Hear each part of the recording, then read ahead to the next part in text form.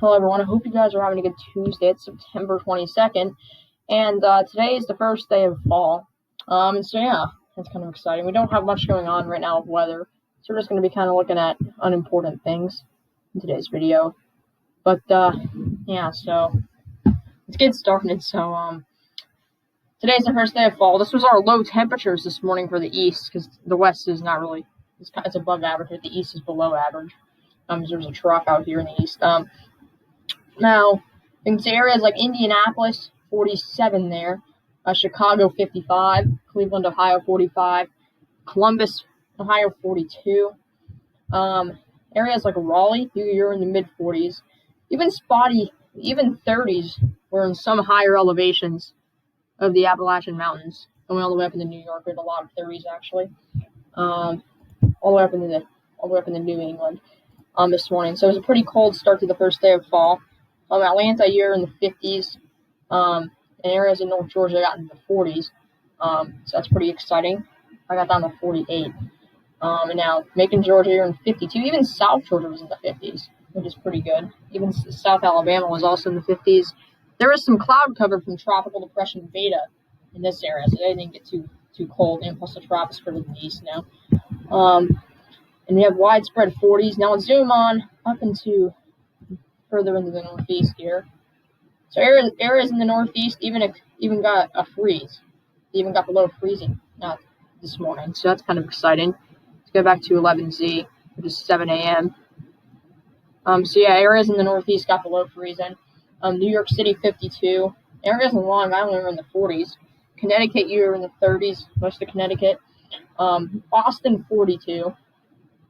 Areas in New Jersey were pretty much around 40 degrees. As you guys can see here, though, a lot of areas of New England experienced their first freeze. Only in the higher elevations, though, experienced it, really. 26 degrees in northern Maine there.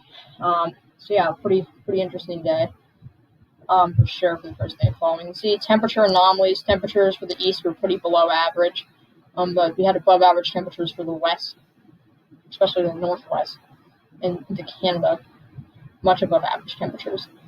So yeah, that was kind of just a little first day of fall thing. Now, we have Tropical Depression Beta. Beta is no longer a tropical storm. It only has 35 mile per hour winds and minimum central pressure 1,005 millibars.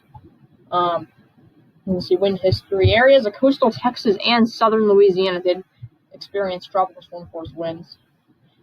And then now Tropical Depression Beta is forecasted to stay a depression and move on up into Louisiana, Mississippi, and even into Alabama and Tennessee, the remnants of it.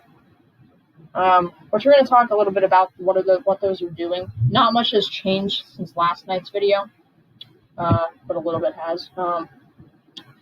Yeah, so this is kind of an interesting picture here. So this is the satellite right now. Now, this looks pretty cool over here. This is Teddy. Hurricane Teddy. It's still a hurricane. Now, let's look at that real quick. It's forecast to slam Nova Scotia, especially the eastern side of Nova Scotia. Let's go back to Teddy. We have Paulette. Oh, yeah, so Paulette did re-strengthen. Paulette hit Bermuda, kind of like this, and it re-strengthened back into a tropical storm with 40 mile per hour winds. Forecasted to kind of just do some loops in the eastern area. And yeah, so now Teddy is the biggest deal right now. It's going to hit Nova Scotia pretty hard. Right now, it has 105 mile per hour winds. Very significant. It has a very large wind field. Look at that tropical storm force wind field. It is massive. And it has a very large hurricane force wind field, too. And it's forecasted to hit Nova Scotia. Areas in Nova Scotia are already having tropical storm force winds. That's going to be a pretty big deal as it moves further north.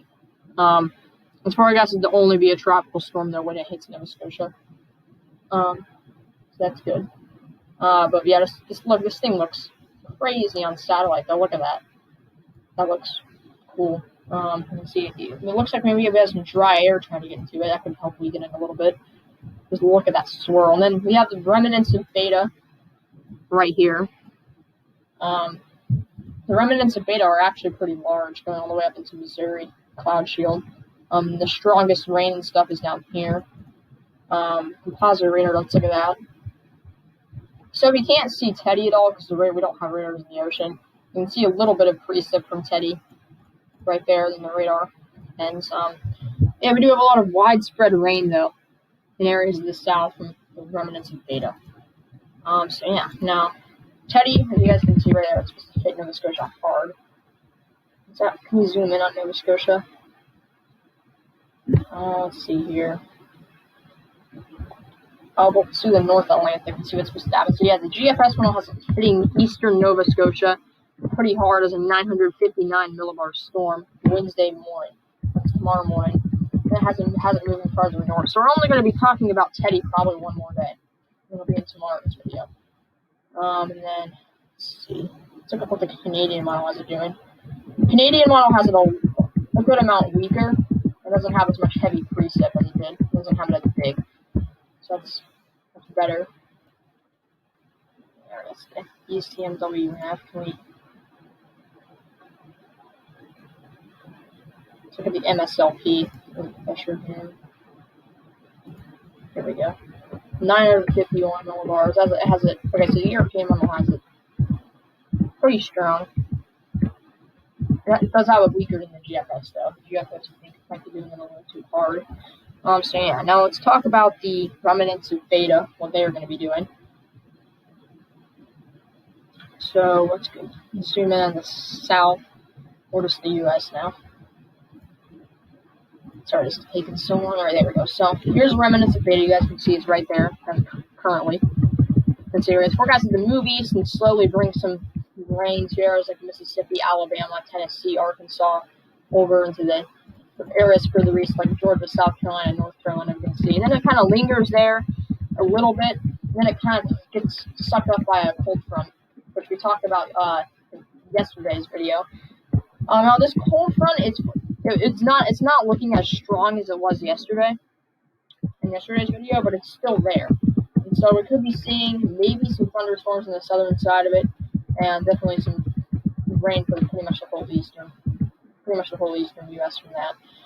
No snow though, not a snow event. Maybe on the backside of Canada there could be some, once that kind of weakens.